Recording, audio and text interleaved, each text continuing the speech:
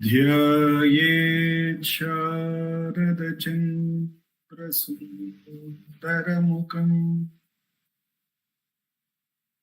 ताम्रार्विन्देक्षणम्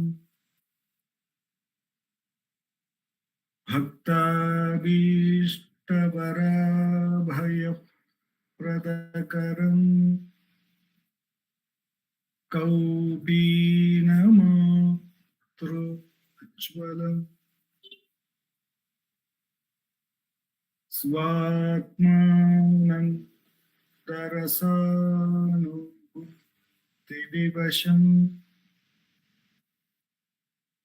सर्वानवद्याङ्गकम् श्रीमन्तं श्रीरमणीश्वरं गुरुवरम् योगासनाध्यासितम् ध्यायेत् श्रीरमणीश्वरम् ध्यायेत् श्रीरमणीश्वरम् ध्यायेत् श्रीरमणीश्वरम् हृदयकुहरमध्ये केवलं ब्रह्ममात्रम् अहम् इति साक्षातात्मरूपेण भाति हृदि विषमनसा स्वं चिन्वतामच्युतव पवनचलनरोधा आत्मनिष्ठो भवत्वम्। Ramana, in this Tuesday Satsangh from Ramanacentre for Learning, Bangalore, we've been reading about Bhagavan's, the days of Bhagavan as seen by Mahakrishna Swami during his presence in the Ramanashramam, in the book titled Years in the Presence of Ramana, My Master, his reminiscences of his stay at Ramanashramam. Then after reading the reminiscences, we will have a 20 minutes practice session of self-enquiry. Following that, our President Sarada would be contemplating on self-enquiry as it has been compiled in the form of Sanskrit verses by Ganapati Muni, which are basically questions put by various devotees to Bhagavan and Bhagavan's answers to them, which has been captured in the form of Ramana Gita. And then finally, we will have the concluding prayers to Bhagavan. This week, we will be looking at the section called the animals, which is basically the animals of Ramanashramam, the reminiscences by Mahakrishna Swami on them. Arunachala is the natural habitat for all types of animals, and they feel at ease to enter and exit freely from caves and grooves without disturbing or being disturbed. This balance was not shaken by the presence of Ramana, who for many years used the caves as shelter and lived together with them naturally. He never referred animals with disdain or treated them as being inferior to human beings. He saw them as the manifestation of the Supreme Self. It is not necessary that anyone teach the animals how to survive, even though they are ruled by group consciousness. They live in a natural state, each fulfilling its function according to the divine laws. Today, we had a visit in our office, one of the priests from Arunachaleshwara temple, and he was explaining how when Shiva came from Kailasa to Tiruvannamalai, and that whole land was full of forest, full of animals, and Shiva came on Nandikeshwara, and then he would roam around in that forest. Then finally he decided to enter a small rock. And that rock, or that is the Arunachaleshwara Lingam, which is there in the main temple. And he was saying that that rock was not formally like a lingam. It was just a pillar kind of a rock which was there, which Arunachaleshwara entered. And it was later some 86 kings he mentioned, or 86 years, some 16 kings who formally built the Vishnu Peetam at the bottom, and then the Brahma Peetam in the middle, and then the Gomukha on where the Abhishekam water would flow out. Those were all things which were added to that to that lingam, which was not there originally, and then the whole temple was built. That's how his grandfather told it.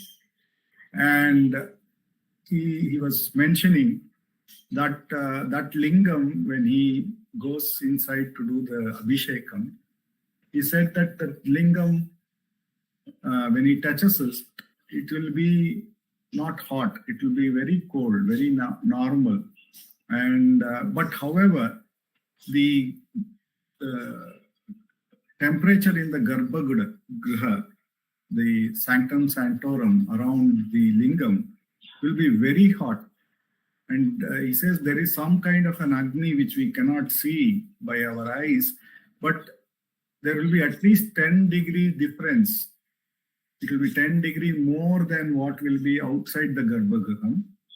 And therefore, even after the Abhishekam, the whole water of his body would go away, and they do around 6 Abhishekam to Arunachala every day, morning 3 and evening 3. And after they finish the Abhishekam of the Arunachaleshwara, they go and do the Abhishekam of Apitakuchamba. And he was saying in the Apitakuchamba, there will be the outside and the inside temperature will be like very normal.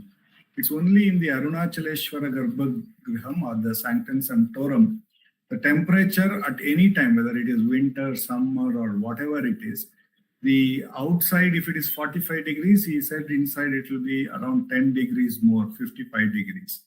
And he was saying that, he was beautifully explaining, he draw a picture of how the lingam in Arunachaleshwara is, how all the great kings built, and how Vallalar, the king who built the main Gopuram, and how he used to call Arunachala as his son, and how Arunachala even today doesn't use the east main Gopuram to come out. So Arunachala, on the day when they did the first Kumbhabhishekam, he appeared. It seems the top, the kumbham were placed, and then at that time the king passed away at the top. And then, so the next Arunachala, the next person, whoever took the position of that king, he appeared in his dream and said that he cannot use the east door where his father is not there. So he has to use another door. So, and therefore they built a second door onto the behind the 1,000 pillar, and that is how Arunachala comes out. So he was beautifully explaining how the whole area was a forest, and how Shiva came from Kailasa and then meditated there and finally entered into that rock and into that lake. So here we see that, the reminiscences also saying how everything exists so freely and how all animals come in and go out of that various caves, and how Bhagavan saw no difference between animals and human beings alike. And so how they survived without, much of as a group, and how naturally they survived according to the divine law. Continuing, even for the animals known as wild, Master Ramana maintained the same respect and love as he dedicated to any human beings. The snakes were his companions in the caves. He used to say, "We came to their residence and have no right to harm them. They have not harmed us." Each one had his space and all respected each other mutually.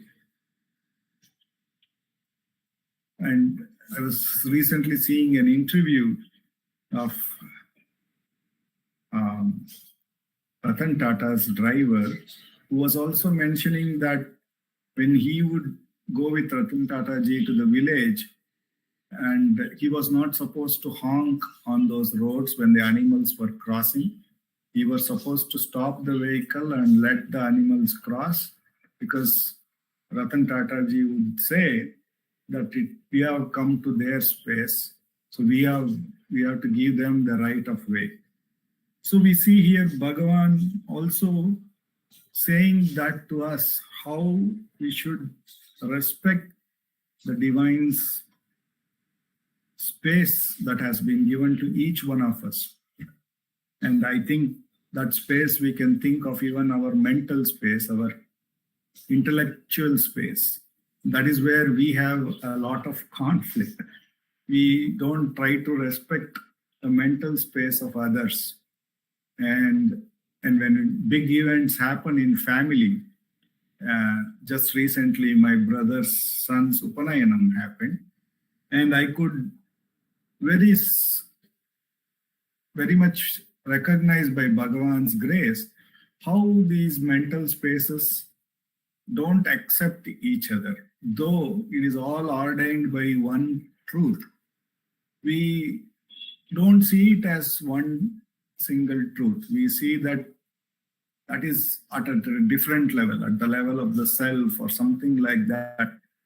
So unless we see it also in the manifested plane, and unless we are made to see that, and we should also put our little effort to see it with Drishtim Gnanamayam Krutva, Pashyan Brahmamayam Jagat, says Bhagavan. If we also put a little effort, I'm sure Divine would also help us see that everything has its place in its creation. And we should let that have its right, and we should not harm them much. Continuing, all animals, without exception, recognized the love that Ramana had for them and were very grateful, even though he never expected this recognition and did not appreciate demonstration of this type. There frequently were cases in which the animals, each in his own manner, sought to return the love and attention that the master dedicated to them. One day, Ramana went out with some disciples, circumvallation of Arunachala, as was his custom. On the way back to the ashram, the group was hungry from the long hike, and a band of monkeys climbed up a jambu tree and shook its branches until the ripe fruits fell. They then went away without touching the fruits. The surprise and joy were general, and all could then fill themselves with that delicious repast. Sri Ramana guided the animals that came to him with the same care in which he guided other adepts, giving them simple instructions that they could understand and which they obeyed. He took equal care to their comfort, cleanliness, baths of these small followers, and some of them participated in the routine of the ashram, realizing sometimes some task. Segappan, Kamala, and other dogs had the task of accompanying visitors along the trail around the mountain as guides. They took them to each cave, indicating the paths to various sanctuaries that existed along the course and later brought them back. How beautiful. So we can see that is purpose of everything. Every body, every mind, every intellect has been ordained by that Ishvara for a purpose, and they are only simply fulfilling what they ought to do. And Bhagavan would guide all of them. And today morning I was listening to A.S. Venugopal's sir's reminiscent talk in RMCL in Kannada. He was a poet from Shivamogga, and he was beautifully explaining how that we can't reach to Bhagavan.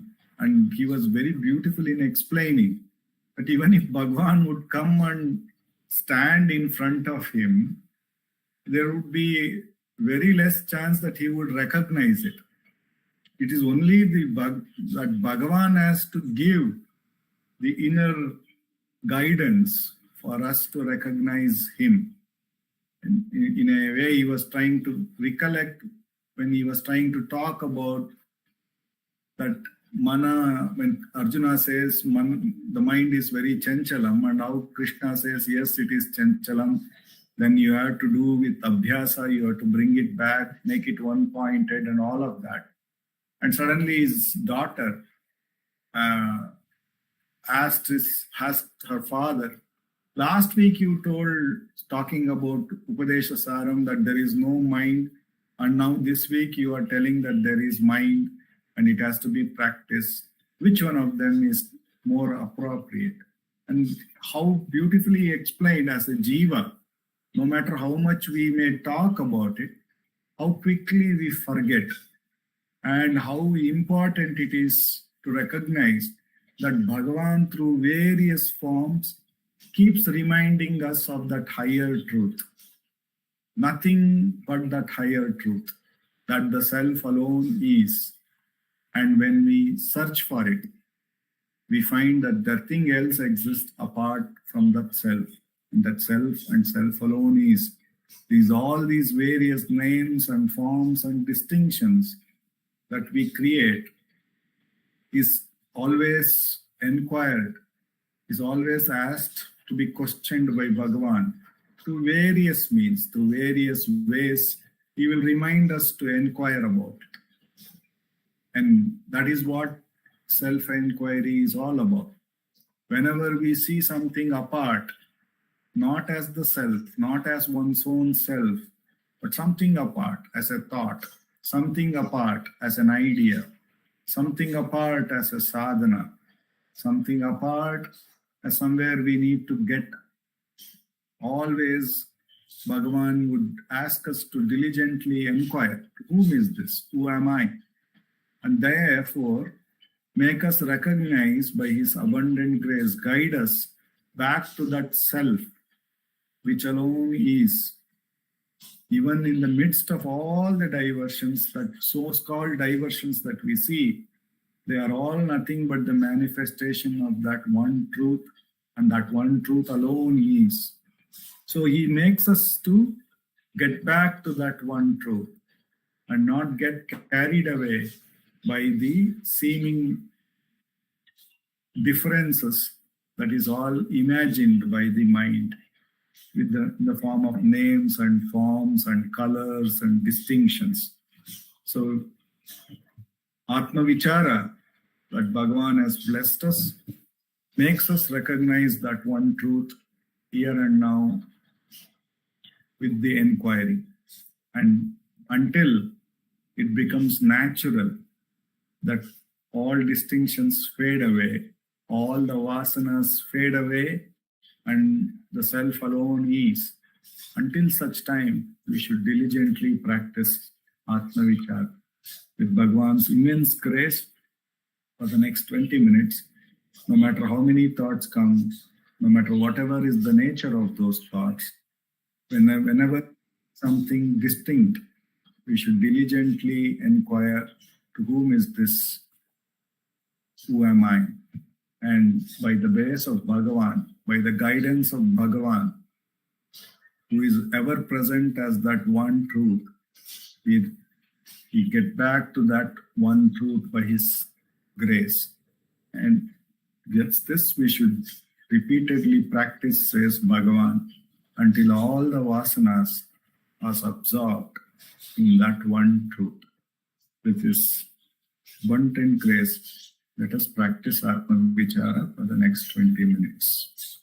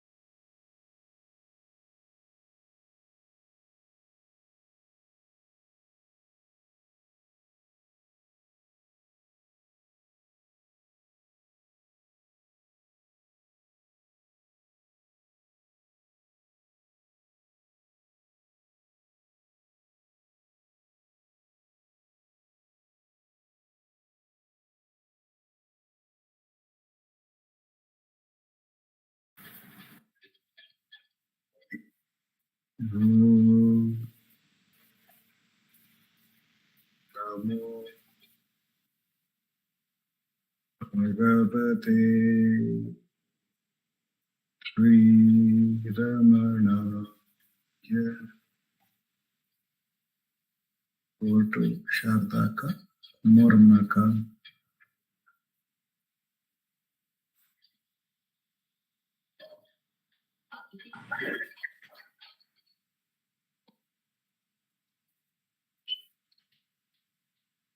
Mornaka.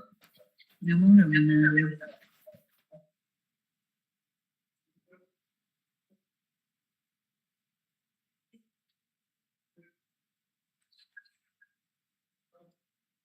Just a moment.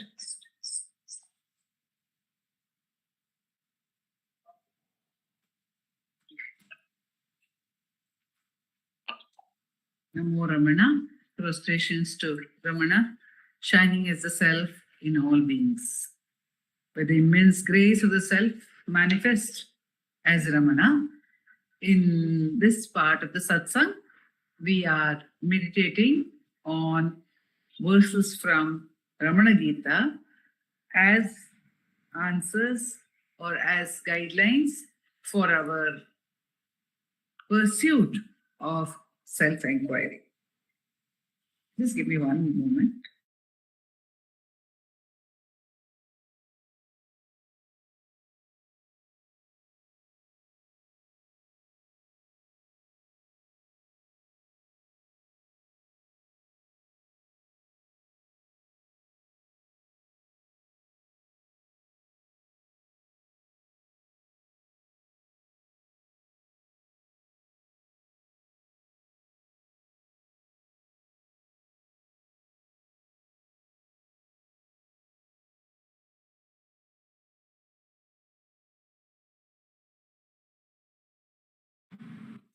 Sorry about that.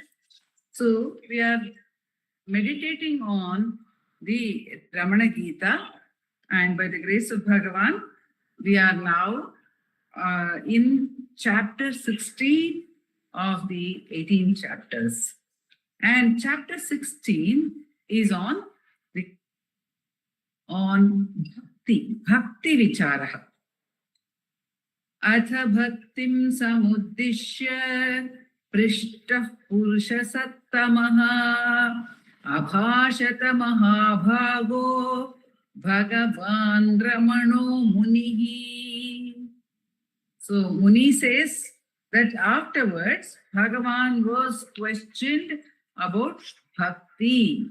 That means he himself has questioned, because in the previous chapter on Shravana Manana Nididhyasanam, Muni had told us that I questioned Bhagavan. And on that means it also means that it is on the same date, because Muni does not record a separate date over here in the beginning. He has this beautiful sense of history, and perhaps in a sense, because we live in an age and time where history seems to add authenticity to various aspects of life. So we are told so and so belongs to this date, this date, this date.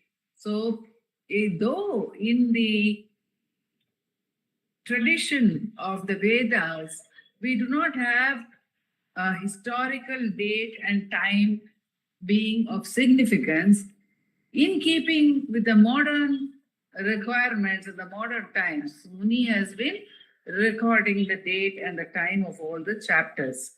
And this also has its own beauty, because we can understand the atmosphere, the context in which these questions were posed to Bhagavan, where they were posed to Bhagavan, and how Bhagavan has answered, to whom he has answered. We find, because of this record of history by Muni, that the questions were posed to Bhagavan during the year 1917 mostly, and they were posed in Skandashram, and mostly during the beautiful period of the Chaturmasya. That is it's from July to September, those 3 months is the major part of the questions have been posed at that time. And the Chaturmasya is a time sacred for meditation. It is also called it starts from the Vyasa Purnima or the Guru Purnima and goes on for 2 months or 2.5 months after that time. And this is the early part of the Skandashram years. So we can imagine the beautiful setting which Vishwanatha Swami has described, that Bhagavan is seated there. It's in the heart of Arunachala, and Kandaswami, who actually constructed the Skandashramam, he had planted several trees in and around Skandashramam. Bhagavan said he had taken the trouble to dig pits as deep as 10 feet and 10 feet wide also, and with a like a cuboid depth of 10 feet. He had created for each of the trees which he had planted on the hill. And there was this beautiful stream which was running there. Even now the stream must be there, but it's not accessible to the devotees anymore. But in those days, it was very much accessible, right next to Skandashram. And the water from that stream was absolutely very sweet, beautiful, clear water, like coming from somewhere within Arunachala or the top of Arunachala. And how that stream was created itself was a miracle. So this is the atmosphere in which Muni and his disciples are seated, and they are all filled with bhakti for Bhagavan. Muni, in fact, is one of the supreme bhaktas of Bhagavan. He has so much of devotion to Bhagavan. Oh, he had told all his disciples also, here is my master, here is my guru. You must also call him Bhagavan Sri Ramana Maharshi. Understand that he is my master. So that was the devotion. And when Muni was far away in Sirsi also, he writes, I miss you, Bhagavan. But, okay, I know about your Duragamnata Shakti, your power, which transcends all distances. But then the Muni is asking Bhagavan to throw some light on the path of bhakti over here, and he is asking. Then he says, Bhagavan spoke. What did Bhagavan say? Atma priyas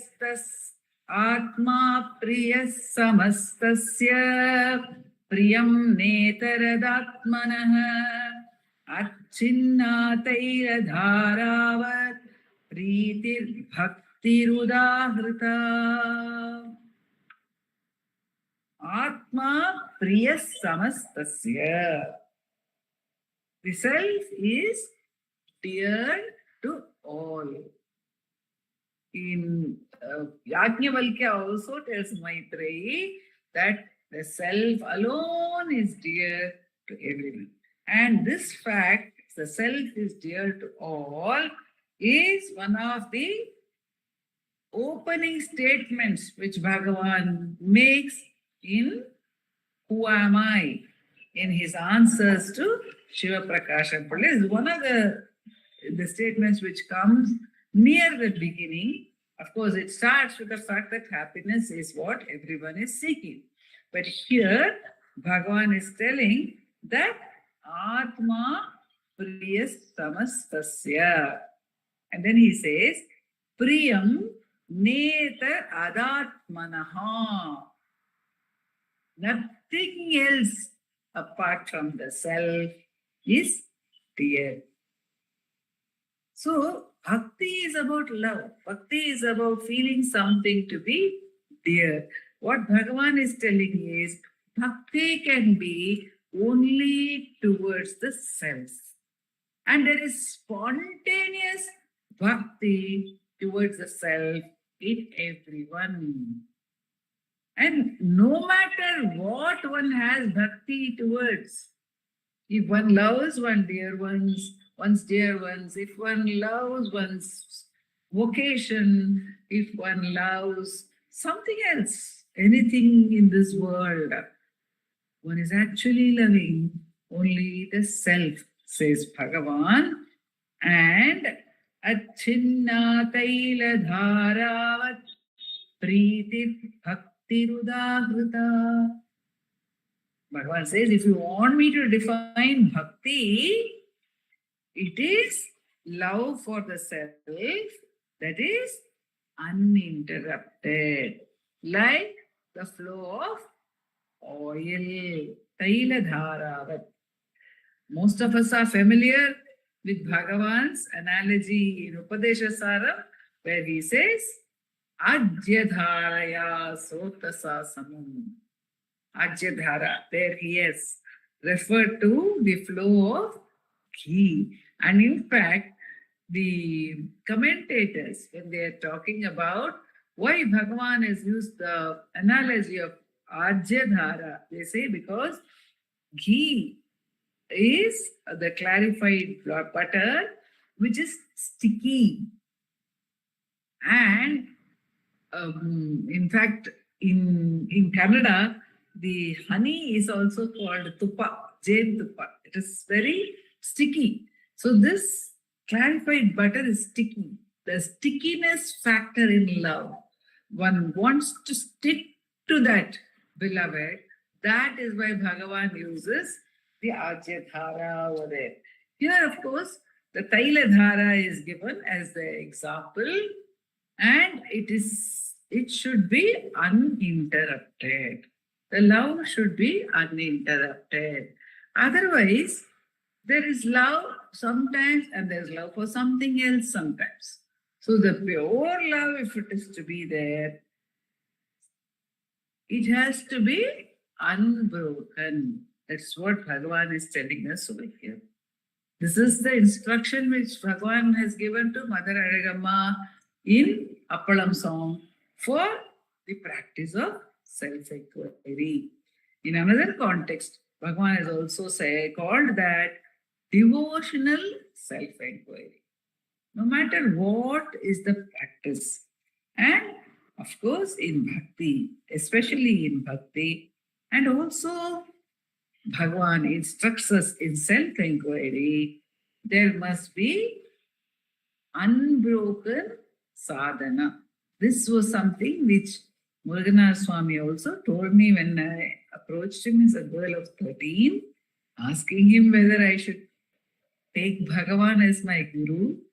And very sweetly and with great emotion, he emphasized that yes, having faith in Bhagavan as a guru is more than 100% sufficient, more than 100% enough. And then he told me, put your full faith in Bhagavan and keep on practicing. Now, panninde iru. Again, Vishwanath Swami later, when I was a girl of 16, 17, he told me that you must give all your spare time to meditation. All the spare time. What is our spare time? Actually, we give so much of our time to thoughts. And most of the thoughts are repetitive thoughts. If we have to take up a particular task, we might have spoken to ourselves about that task, the same sentences at least 5 to 10 times. Minimum, I am saying. That keeps going round and round and round in our head. And then there are so many thoughts which are not related to our work also. But we find time for all those thoughts. If all that time is made available for self-enquiry, then what happens?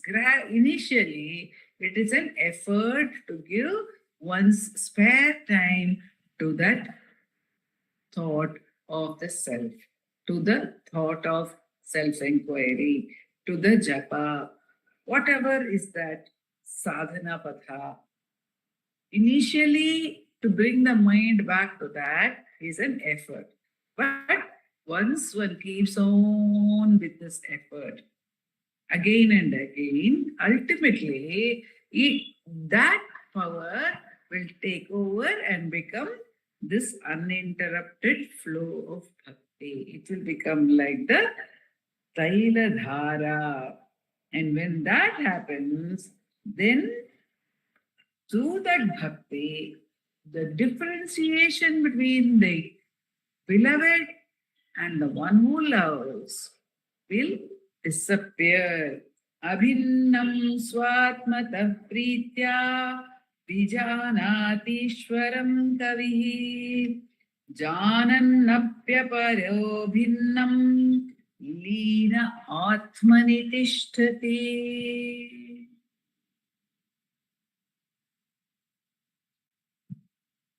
Bhagavan says, through the pritya, swatmata pritya, who by loving the self, the kavi means the learned one over here, not the poet, or he may be addressing Muni also as kavi.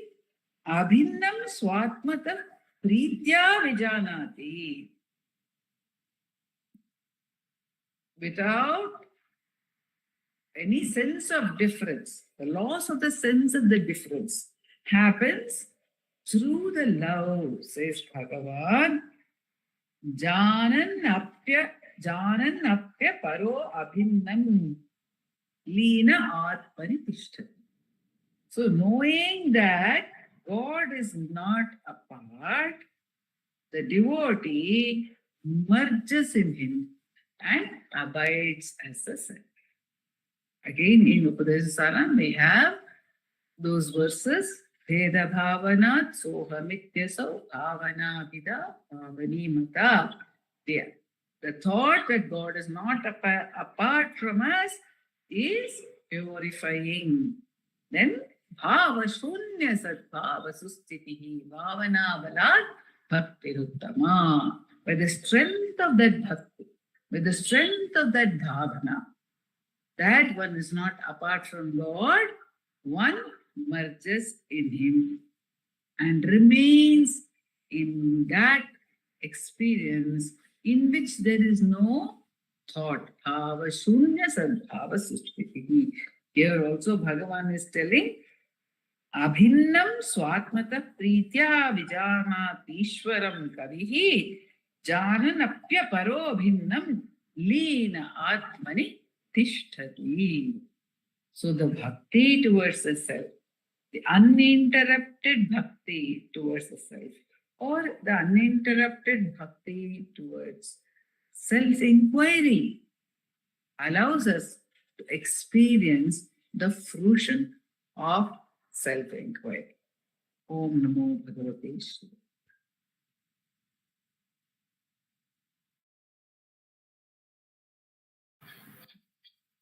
Namo Ramanacentre. Apara Satchit Sukhavariraše Yasyormimatram Bhuvanam Samastam